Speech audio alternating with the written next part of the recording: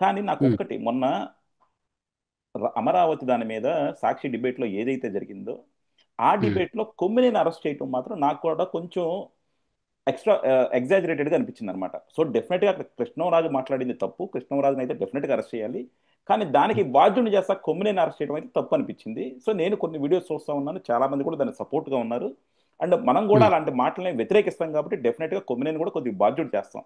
కానీ ఆ ఉమ్. కొమ్మినేని అంటే అరెస్ట్ చేయడంలో కొంచెం జనాలలో తెలుగుదేశం మీద లేకపోతే ప్రభుత్వం మీద కొంచెం నెగిటివ్ ఏమైనా వచ్చిందా? దాన్ని ఎలా అంటే చూస్తారు? నేను ఓకే. నాకు కొమ్మినేని గారికి ఉన్న ఒక చిన్న లింక్ ఏంటంటే ఈనాడు. మేమిద్దరం కూడా ఈనాడు స్కూల్ నుంచి వచ్చిన వాళ్ళం. మేబీ ఆయన నాకంటే ఒక 22 సంవత్సరాల సీనియర్ ఈనాడు జర్నలిజం స్కూల్లో. సో అదే స్కూల్లో ఆయన ట్రైనింగ్ అయ్యారు, నేను ట్రైనింగ్ అయ్యాను. ఆయన 1990స్లో ఈనాడులో పనిచేశారు, నేను 2010-9 నుంచి చేస్తున్నాను. సో ఆ ఒక్కటే లింకు మాకు వచ్చే భావజాలం. ఐ మీన్ జర్నలిజం ట్రైనింగ్లో మాకు కొన్ని నైతికత విలువలు చెప్తారు. సో అక్కడ మనం డిబేట్ చేస్తున్నప్పుడు పక్కనున్న వ్యక్తి అటువంటి మాటలు మాట్లాడినప్పుడు నేనే గనక కొమ్మినేని గారి స్థానంలో ఉంటే ఖచ్చితంగా కృష్ణరాజు గారికి, సార్ మీరు అలా మాట్లాడకూడదు, ఆ మాటలు మీరు వెనక్కి తీసుకోండి, అది కరెక్ట్ కాదు, లేదా మీ దగ్గర ఏమైనా ఆధారాలు ఉంటే ఆధార సహితంగా మాట్లాడండి అని చెప్తా. ఆ మాటలు వెనక్కి తీసుకోవాలి. ఒక ప్రాంతాన్ని టార్గెట్ చేయడం కరెక్ట్ కాదు, ఇమీడియట్గా వెనక్కి తీసుకోవాలి, లేదా నేను డిబేట్ ఆపేస్తానని చెప్పాలి. అది చేయాలి. కానీ ఈయన వెకీలు నవ్వు ఒకటి నవ్వారు. పోనీ ఏమైనా ఆధారాలు చూపించారా? లేదు. టైమ్స్ ఆఫ్ ఇండియాలో వచ్చిన ఒక ఆర్టికల్ మాత్రమే ప్రస్తావించారు. టైమ్స్ ఆఫ్ ఇండియాలో ఆర్టికల్లో ఏమొచ్చింది? ఆంధ్రప్రదేశ్లో ఆ పడుపు వృత్తి ఎక్కువ అని వచ్చిందే తప్ప అమరావతిలో ఆ వృత్తి ఎక్కువ అని రాలేదు. ఆంధ్రప్రదేశ్లో ఎక్కువ. దేశంలో టాప్ 5 స్టేట్లలో ఆంధ్రప్రదేశ్, కర్ణాటక, తెలంగాణ, ఢిల్లీ ఇవన్నీ ఉన్నాయని వచ్చింది తప్ప అమరావతి ప్రాంతంలో అది ఎక్కువ అని ఎక్కడా రాలేదు. కానీ జర్నలిస్ట్ కృష్ణరాజు గారు కాస్త ఎక్స్ట్రా చేశారు. దాన్ని కొమ్మినేని గారు ఖండించాలి, వెంటనే తిరస్కరించాలి. కానీ ఆయన అలా చేయకుండా వెకిలి నవ్వు నవ్వారు కాబట్టి కొంత తప్పు. సో ఇక్కడ కొమ్మినేని శ్రీనివాస్ గారి మీద ఎప్పటి నుంచో వీళ్ళకి ఫోకస్ ఉంది. ఇప్పుడు సాక్షిలోని జర్నలిస్టులో కొమ్మినేని శ్రీనివాస్ కావచ్చు, అండ్ ఆ ఈశ్వర్ కావచ్చు, ఇంకా కొంతమంది ఉంటారు కదా.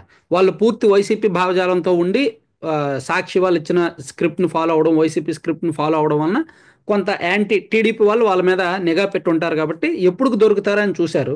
సో అలా దొరికేసరికి అతన్ని అరెస్ట్ చేశారు. నిజంగా నిజంగా అతన్ని అరెస్ట్ చేయడం అయితే తప్పు. కృష్ణంరాజుని అరెస్ట్ చేయొచ్చు. మీరు అన్నట్టు కృష్ణంరాజు దానికి బాధ్యుడు. అతను మాట్లాడింది డెఫిమెటరీ వర్డ్స్ యూజ్ చేసింది కృష్ణరాజు అనే వ్యక్తి, కొమ్మినేని శ్రీనివాస్ గారు కాదు. కానీ వీళ్ళకి అవకాశం దొరికింది కాబట్టి అతని మీద కూడా యాక్షన్ తీసుకున్నారు. కోర్టు కొట్టేసింది. ఒక రకంగా ప్రభుత్వానికి ఒక పరువు తక్కువ చెంపదెబ్బ అనుకోవచ్చు కొమ్మినేని విషయంలో.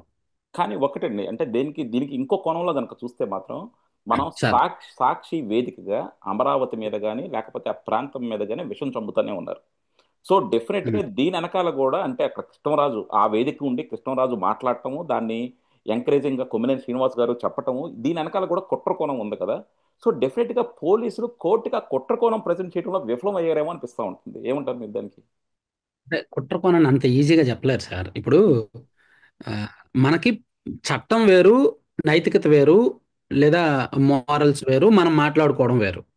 ఇక్కడ కోర్టు ఎంతసేపు కూడా సాక్ష్యాలు, ఆధారాలు, చట్టము, సెక్షన్లు ఇవే చూస్తుంది. సో వీళ్ళు అమరావతి విషయంలో అలా మాట్లాడడం నైతికంగా అండ్ రాజకీయంగా వైసీపీకి దెబ్బ. నైతికంగా వాళ్ళిద్దరూ తప్పు చేసినట్టే. చట్ట ప్రకారం వాళ్ళు ఎంత తప్పు చేశారు? 1% తప్పు. ఇంత తప్ప, ఇంత తప్ప, ఇంత తప్ప, ఇంత తప్ప, అది. సో అక్కడ దీనిలో కుట్ర కోణాన్ని కూడా వీళ్ళు ఏ రకంగా చెప్తారు? కుట్ర కోణం చెప్పాలి అంటే ఈ జర్నలిస్ట్ కృష్ణరాజు ఈ డిబేట్కి రావడానికి ముందు ఆయన ఎవరెవరితో మాట్లాడాడు? ఏదైనా వైసీపీ ఆఫీస్లో వైసీపీ నాయకుడితో ఏమైనా అతను మాట్లాడా? మాట్లాడిన ప్రూఫ్స్ ఉన్నాయా, రికార్డ్స్ ఉన్నాయా? అవన్నీ ఉంటే వీళ్ళు కోర్టుకు చూపించాలి. ఇదిగో ఈయన ఆ రోజు సాయంత్రం 7 గంటలకు డిబేట్కి వచ్చాడు, డిబేట్కి రావడానికి ఒక పూట ముందు వైసీపీ ఆఫీస్లో పలానా వ్యక్తులతో మాట్లాడాడు, ఇదిగో ఆయన కాల్ రికార్డ్స్, ఆయన సీసీటీవీ ఫుటేజ్, ఇది ఇదని కోర్టుకు చూపించాలి. అప్పుడు కోర్టులు కన్విన్స్ అయితే, అంటే ఆధారాలు ఉంటాయి. మరి సాక్ష్యం ఏంటి? ఎస్, ఇతను అదే మాట్లాడాడు, ఈయన వైసీపీ వాళ్ళని కలిశాడు అని కోర్టులకు కన్విన్స్ చేస్తే అప్పుడు కుట్ర కోణం బయటకు వస్తుంది. కానీ ఇక్కడ అంత స్కోప్ ఉండదు. అంత డెప్త్గా ఇన్వెస్టిగేట్ చేసే అవకాశం కూడా ఉండదు. అలా ఉండాలి అంటే ఇతన్ని కస్టడీలోకి తీసుకోవాలి. కస్టడీలోకి తీసుకోవాలి అంటే ఈయన పెద్ద తీవ్రమైన నేరాభియోగాలు ఉండాలి. అంత తీవ్రమైన నేరాభియోగాలు ఏమున్నాయి ఇక్కడ? సో అందుకే ఇది అంత ఈజీగా తేలే కేసు కాదు, వదిలేస్తారు. ఇతనికి కూడా ఈజీగానే వచ్చేస్తుంది బెయిల్ ఇప్పుడు యా. కాబట్టి. ఒకటి సార్. అంటే బెయిల్ ఇవ్వాలి కాకపోతే రేపు రావచ్చు. బట్ డెఫినెట్గా ఏంటంటే అదే. ఈసారి సార్. అమరావతి మీద ఇలాంటి విష ప్రచారాలు చేస్తే మాత్రం మేము ఊరుకోవని ప్రభుత్వం మాత్రం చాలా గట్టిగా పంపించింది ఇది.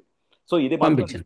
డెఫినెట్ గా ఒకవేళ సాక్షి కావచ్చు, లేకపోతే మిగతా వైఎస్ఆర్సీ ప్రో మీడియాలు కావచ్చు, అమరావతి మీద అదివరకులాగా అవాకులు చవాకులు పేలకుండా మాత్రం కంట్రోల్ అయితే వస్తుందని అనుకుంటున్నాను. అంటే అది నేను అనుకోవడం ఏంటంటే వైసీపీ భావజాలం కొన్ని విషయాల్లో మూర్ఖంగా వెళ్తున్నారండి. మొండిగా మూర్ఖంగా వెళ్తున్నారు. అది ఆ పార్టీని నేను మొన్న కూడా చెప్పాను, ఇప్పుడు కూడా చెప్తున్నా. అమరావతి విషయంలో కావచ్చు, పోలవరం విషయంలో కొన్ని కొన్ని సెంటిమెంట్స్ ఉంటాయి రాష్ట్రానికి, ప్రజలకి.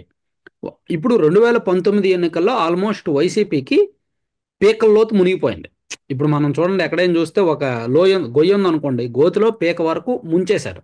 ఓన్లీ బయట ఈ ఫేస్ మాత్రమే బయటకు ఉంది. సో వీళ్ళు కాస్త జాగ్రత్తగా ఉంటే, మంచి పాలిటిక్స్ చేసి కొన్ని కొన్ని సెంటిమెంట్స్, ఎమోషన్స్ జోలికి వెళ్ళకపోతే, అమరావతి లాంటి జోలికి వెళ్ళకపోతే, వీలైతే మేము మంచి చేస్తాము, మేము అమరావతినే కొనసాగిస్తాము, మేము అలా చేసి తప్పు చేసామని చెప్తే ఏమో ఆ ప్రజలే రెండు చేతులు పట్టుకొని జాగ్రత్తగా పైకి లాగుతారేమో. కానీ వీళ్ళు మళ్ళీ మళ్ళీ అలాగే చేస్తే ఇంకా తొక్కేస్తారేమో. అది అర్థం కావట్లా. అంటే అహంకారం పనికిరాదు. రాజకీయాల్లో అహంకారం ఉండకూడదండి. ఎక్కడ తగ్గాలో అక్కడ ఖచ్చితంగా తగ్గాలి. కానీ వైసీపీ వాళ్ళు మూర్ఖంగా మొండిగా వెళ్తున్నారు. అది ఆ పార్టీకి చాలా నష్టం.